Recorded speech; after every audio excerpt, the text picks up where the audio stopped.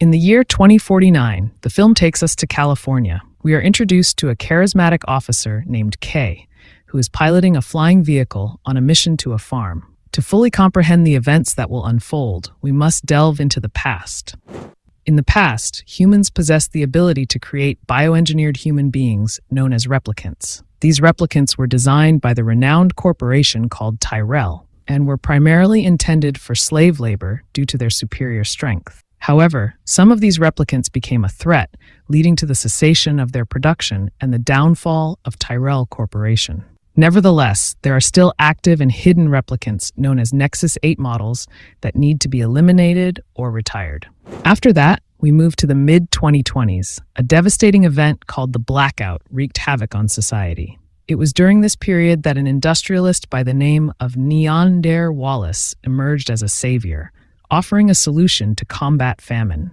In addition to this, Wallace began producing replicants, including some specifically designed to track down and eliminate the older Nexus 8 models. These specialized replicants came to be known as Blade Runners.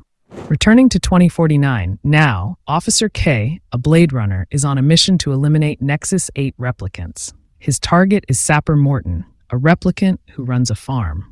Upon finding Sapper at his home, they engage in a conversation, but Sapper is aware that K is there to either capture or kill him. In a sudden turn of events, Sapper pulls out a knife and attacks K, eventually throwing him through a wall. Filled with fear of death, Sapper tries to kill K by pounding his head against the wall. However, K manages to fight back and punches Sapper, forcing him to surrender. As K prepares to retire Sapper, he reveals that he knows K's true nature as replicant and mentions never having witnessed a miracle before. In the end, K shoots Sapper, killing him. After leaving the house, K reports the incident to his superior, Lieutenant Joshi.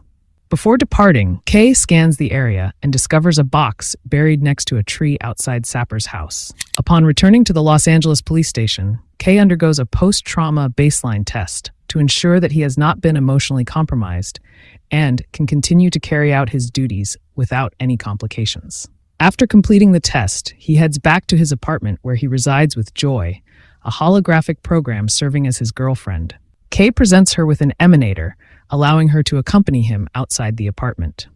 They venture out into the rain when K receives a message from Joshi regarding the contents of the box.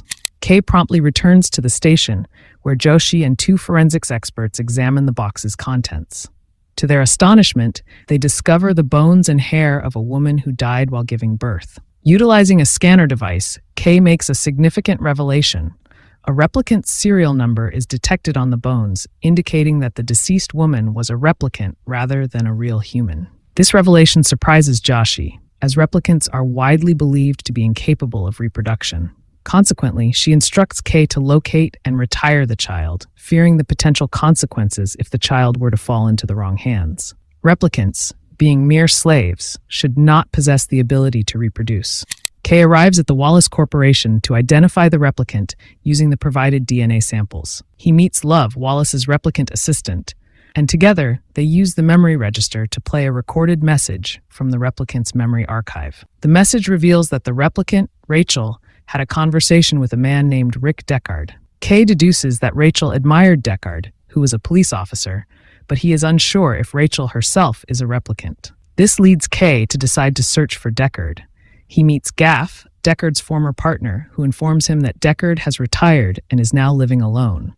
In the next scene, we see Wallace, who is blind and relies on flying devices to see. He has created a new female replicant, but he quickly kills her after her birth. Wallace has also learned about the child born from Rachel and a human, which he has been unable to achieve with other female replicants.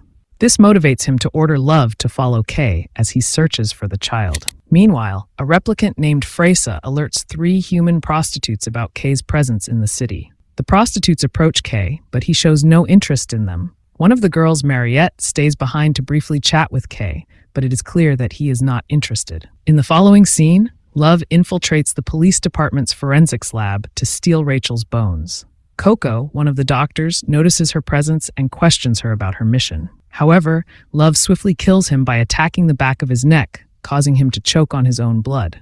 Meanwhile, Kay returns to Sapper's farm and discovers a date written on a tree, 6.10/21. This triggers a memory of Kay's involving a wooden toy horse with the same date written on it. For the first time, Kay shows fear upon realizing that he may have a connection to this case. Next, he burns down Sapper's house and leaves the place.